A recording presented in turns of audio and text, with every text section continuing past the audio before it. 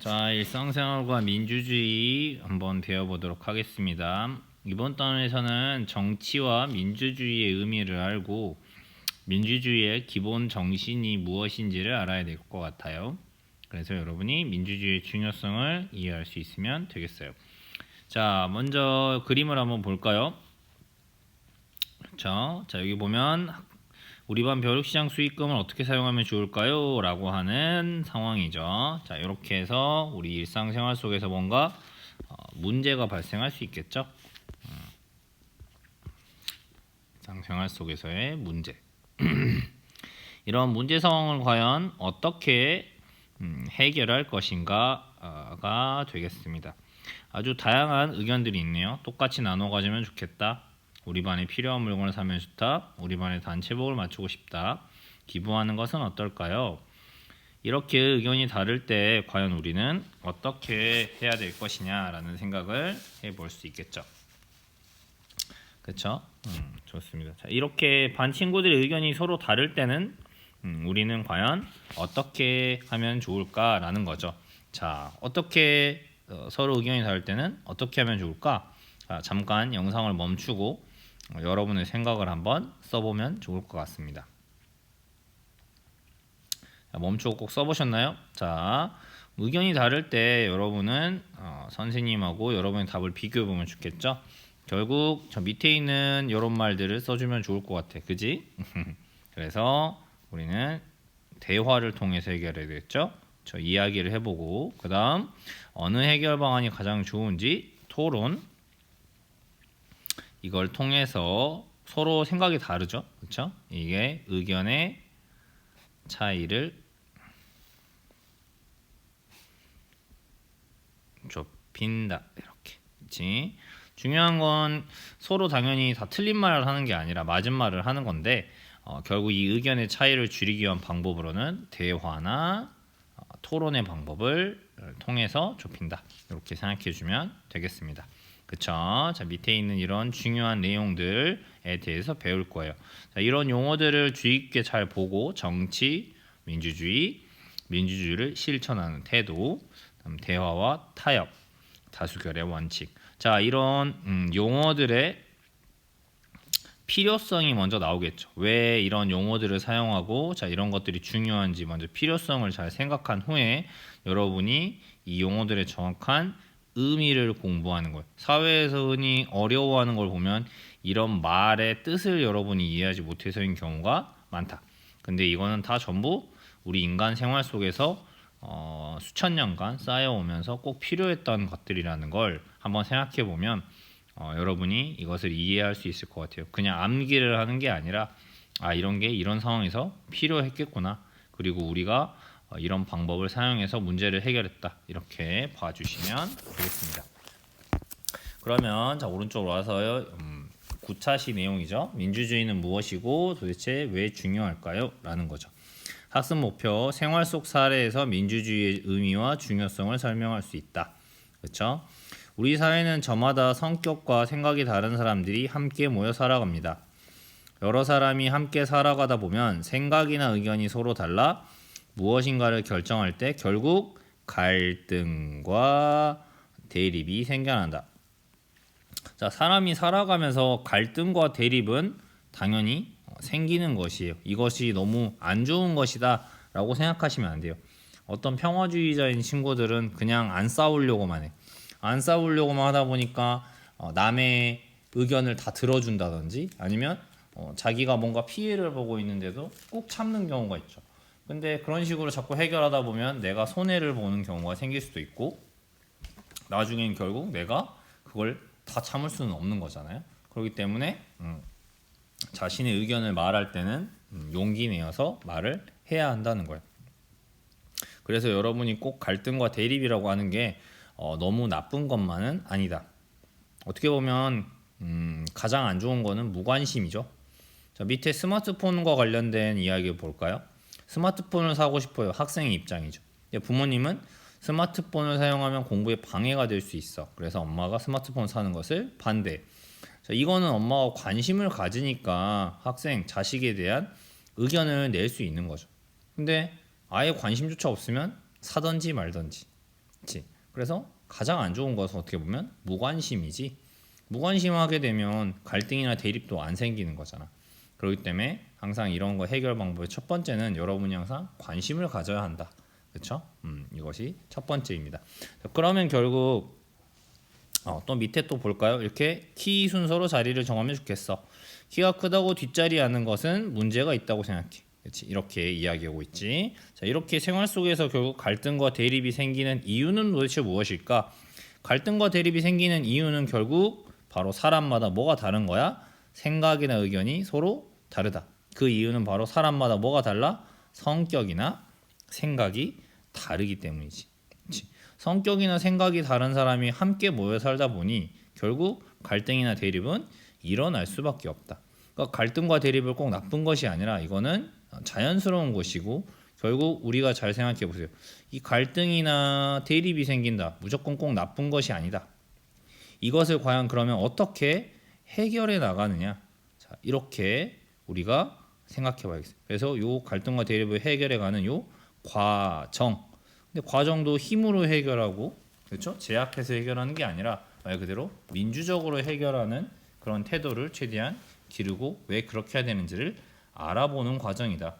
그렇기 때문에 갈등과 대립이 없고 무관심한 사람들은 이 갈등을 어떻게 해결해야 되는 과정도 잘 모르고 해결 방법도 결국 찾지 못한다는 거지. 그렇기 때문에 여러분이 꼭 일상생활의 문제 이런 것들에 대해 관심을 가져야 한다라는 이야기를 하고 싶어요.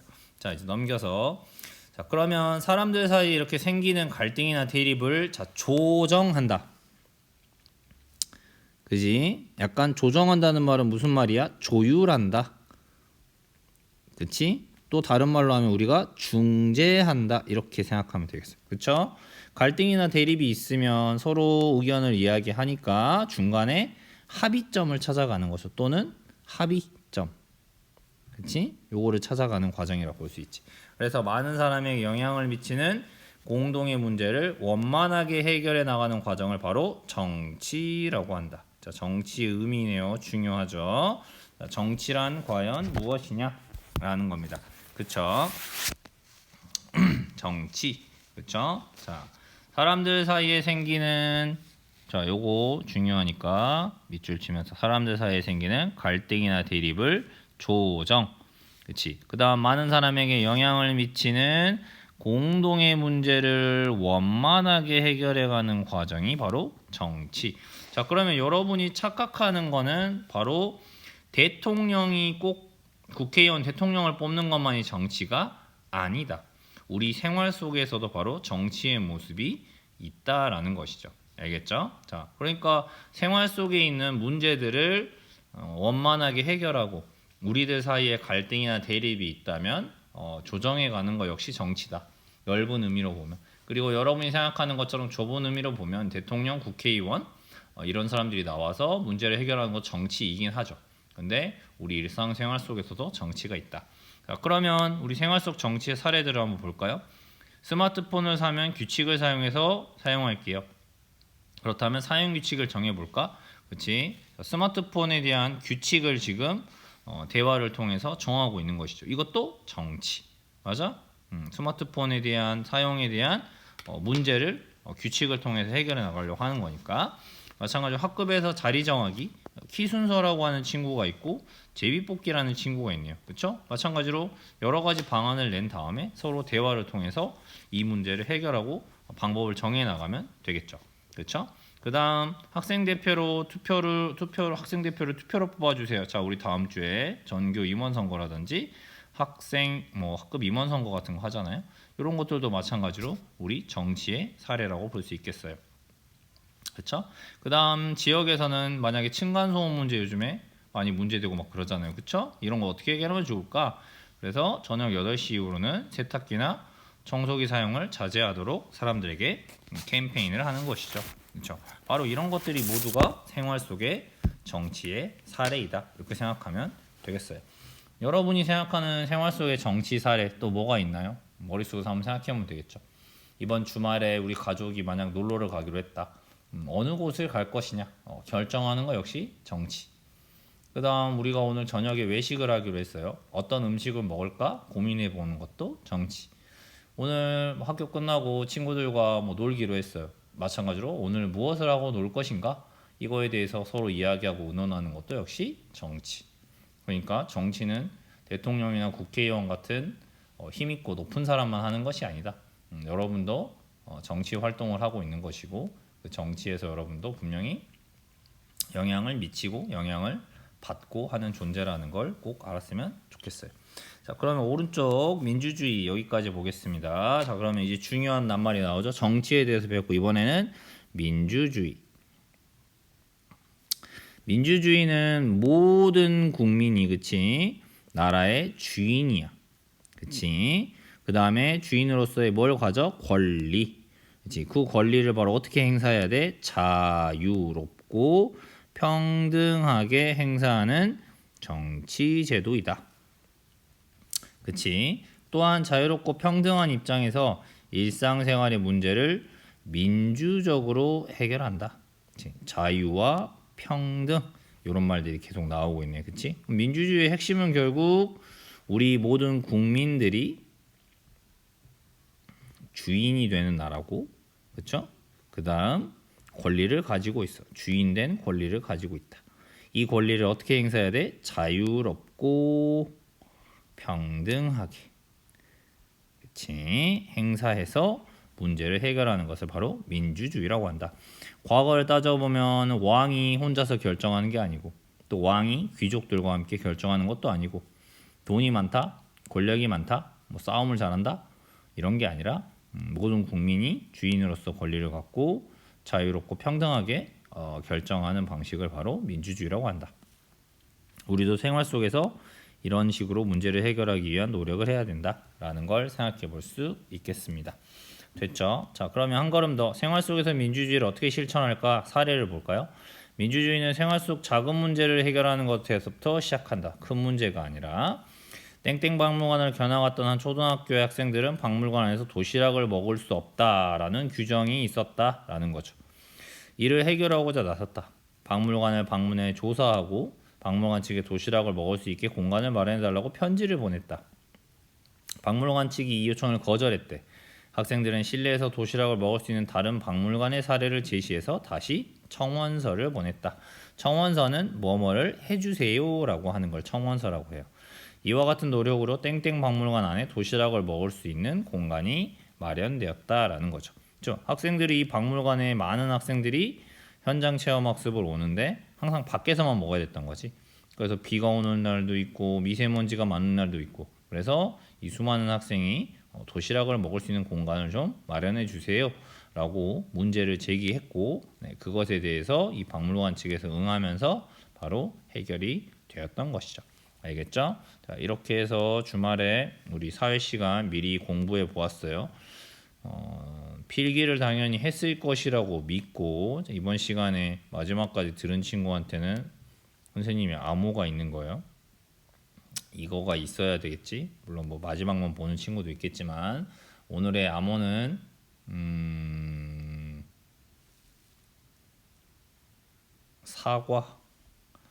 사과가 암호예요. 자, 여기까지 적어져 있어야 됩니다. 자, 그리고 과제 잘 읽어보고 하는 거 잊지 마시고요. 알겠죠? 이상입니다.